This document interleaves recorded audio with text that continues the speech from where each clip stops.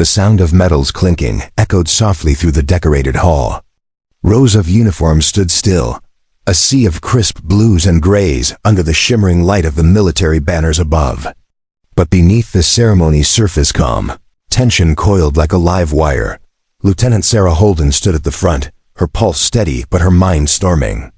The moment that should have been her proudest, her promotion day, had already taken a dark turn. An officer she'd once respected now glared at her across the stage, his jaw tight, his fists flexing. Major Brent Calloway. He had mentored her once, or at least pretended to. Now as she rose past him in rank, he couldn't stand it. His whisper cut across the murmurs of the hall like a blade. "You don't deserve this. Everyone knows how you got here." Her hand twitched against her side, but she held her composure. Years of discipline taught her that silence could roar louder than anger, but Calloway took a step forward. And then another. "Before I tell you what happened next, tell me in the comments where you're watching from. I love knowing who's listening." He was close now, too close for formality, too close for decency. "Say something," he hissed. "Defend yourself." Sarah's eyes flicked to the crowd. Officers, cadets, even a few civilians watched uneasily. The air seemed to freeze around them. "I don't need to," she replied, her voice calm. "My record already did." And that was when his hand twitched upward. For a fraction of a second, everyone saw it, the unmistakable motion of a man about to strike. Gasps rippled through the hall. But before he could complete the motion, a voice thundered from the back of the stage. "Major Calloway, stand down." Every head turned. Colonel David Harlow, the commanding officer, strode forward, his presence like a storm breaking the air. His medals caught the light, his boots echoing power with each step. Calloway froze, half-turned, his face pale. "Sir," not another word. The colonel's tone could cut through steel. He turned to Sarah. "Lieutenant Holden, are you all right?" She nodded, but the tremor in her hands betrayed the truth. She wasn't fine. Not yet. The ceremony paused, an unspoken weight pressing down on every soul present. Sarah's promotion had already stirred quiet controversy, whispers about favoritism, rumors of her youth. But no one had expected open hostility. Colonel Harlow looked around the room, then at Calloway. "You just attempted to strike a superior officer in front of witnesses. Do you understand the gravity of that, Major?" The words struck like thunder. Whispers spread through the ranks. Superior officer.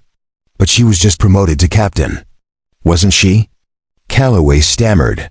"Sir, with respect, the colonel's eyes flashed. "She's what, Major?" Calloway swallowed hard. She's out of line." She, the colonel interrupted, "has been selected for accelerated command under the Joint Leadership Exchange. As of this morning, Captain Holden is provisionally recognized as a field-grade officer. Her authority extends across this division." A stunned silence followed. Sarah blinked, hardly believing her own ears. The sealed order she received that morning. The one she hadn't even opened yet. She outranked him. The crowd stirred. Some whispered in disbelief. Others looked at her with newfound respect or guilt. Calloway's face went red, then pale again. "Sir, this must be a mistake. She's 26. The colonel took a step closer, lowering his voice, but making sure the room still heard. "She's also the only officer in this room who pulled her entire unit out of hostile territory without a single casualty. She's the one who restructured the logistics chain when the base nearly ran out of medical supplies. And she's the one who saved your command report from collapse last quarter. So yes, Major, she outranks you, and frankly, she's earned every inch of that rank." Murmurs turned to stunned silence. Sarah's throat tightened. She hadn't wanted this kind of recognition, not this way. She just wanted to serve, to lead quietly, to prove her worth through action. But the truth was finally out. When the ceremony resumed, the applause came slow at first. A few hesitant claps, then more, until the entire hall erupted in a standing ovation that shook the banners. Still, she couldn't shake the image of Calloway's raised hand. That flash of fury, the humiliation behind it. After the event, Sarah found herself alone in the hallway, the sound of her boots echoing on the tiles. Her new insignia gleamed faintly in the dim light. That's when she heard the voice behind her. "Holden." She turned. Calloway stood there, eyes burning not with anger now, but something closer to shame. I didn't know, he said quietly. About the command exchange. About any of it. You weren't supposed to, she said softly. It was classified until this morning. He looked down. That doesn't excuse what I did. No, she said. It doesn't. The words hung between them, sharp and heavy, but I understand why you're angry, she added. You thought you were being overlooked. Passed by someone younger. I've been there too. He looked up, surprised. She continued. When you trained me, you taught me that leadership isn't about being liked, it's about standing alone when everyone doubts you. I just never thought I'd have to prove it to you. Calloway's jaw clenched. Then he nodded once, slow and deliberate. You earned it, Holden. I just couldn't see it until today. Then see it now, she said quietly. Because every eye on this base is watching what you do next. That night, Sarah sat alone on the parade ground. The wind brushed through the flags, whispering like distant voices. She thought of her journey, the endless drills, the sleepless nights, the quiet moments of doubt. There had been times she wanted to quit. Times she thought no one saw her effort. But someone had, and when it mattered most, the truth came forward. The next morning, Colonel Harlow called her into his office. The air smelled faintly of coffee and old paper. He didn't look up from the folder on his desk as he spoke.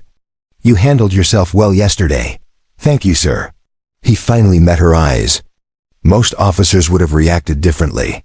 You kept your discipline, your bearing. That's rare. Sarah smiled faintly. I learned from good examples, sir. He chuckled. Flattery doesn't suit you, Captain. But I'll allow it this time. Then his tone softened. You know, what you did out there, standing tall in front of everyone, it reminded me why we do this. Not for medals. Not for promotions. But for moments like that. She nodded. Double quote, sir, she said quietly. What happens to Major Calloway? Harlow sighed. He'll be reprimanded. Possibly transferred. But he's not beyond redemption. None of us are. Sarah looked down, thoughtful. Then maybe I should speak to him. That's your call, the colonel said. But whatever you decide, make sure it's the decision of a leader. Not a wounded soldier. She understood exactly what he meant. Later that afternoon, she found Calloway again, this time on the training grounds. He was alone, methodically cleaning his sidearm, lost in thought. Major, she said softly. He straightened, saluting out of instinct. Then paused, remembering. Sorry, Captain. She smiled faintly. Don't apologize. Habit takes time. He looked at her for a long moment, then said, You came out here for something. I did. She stepped closer. I want you to stay. His brow furrowed. After what I did? You made a mistake, she said. But you're a good officer. And good officers are hard to find. I can't lead this division if I'm busy punishing everyone who falters. He looked at her, disbelief softening into gratitude. You really mean that? I do, she said. But there's one condition. Name it. Next time someone doubts me, she said, you'll be the one who sets them straight. A faint smile crossed his face. Deal.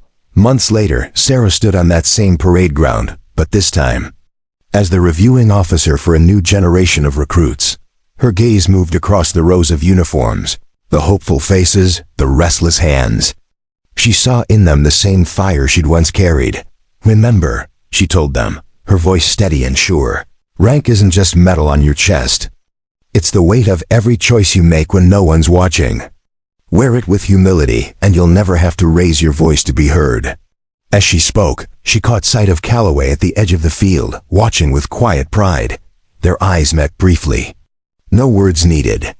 Respect had replaced resentment, and when the recruit saluted her, every hand rising in perfect unison, Sarah felt something she hadn't felt in years. Peace. Because leadership isn't proven in calm rooms or polished speeches. It's revealed in the moments when someone tries to break you and you refuse to break back. Because strength isn't loud.